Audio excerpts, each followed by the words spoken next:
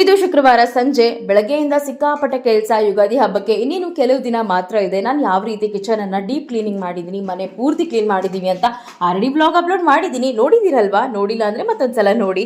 ಹಾಗೆ ನಾನು 1 ತಿಂಗಳು ಮುಂಚೆನೇ ಕೊಟ್ಟಿದ್ದ ಸ್ಯಾರಿ ಬ್ಲೌಸ್ ಸ್ಟಿಚಿಂಗ್ ಆಗಿತ್ತು, ಬಟ್ ನಾನು ಹೋಗಿರಲಿಲ್ಲ ತಗೋಬರೋಕ್ಕೆ. ಇವತ್ತು ಹೋದೆ.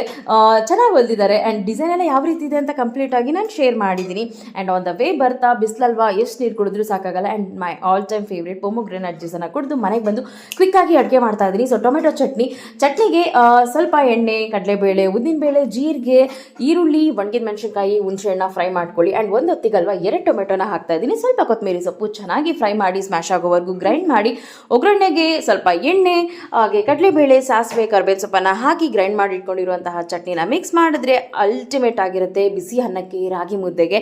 ಆ್ಯಂಡ್ ಹೀಗಿತ್ತು ನಮ್ಮ ಫ್ರೈಡೇ ಸಂಜೆ. ನಿಮ್ಮೆಲ್ಲರದ್ದು ಹೇಗಿತ್ತು? ಕ್ಲೀನಿಂಗ್ ಎಲ್ಲ ಮುಗೀತಾ? Lots of love.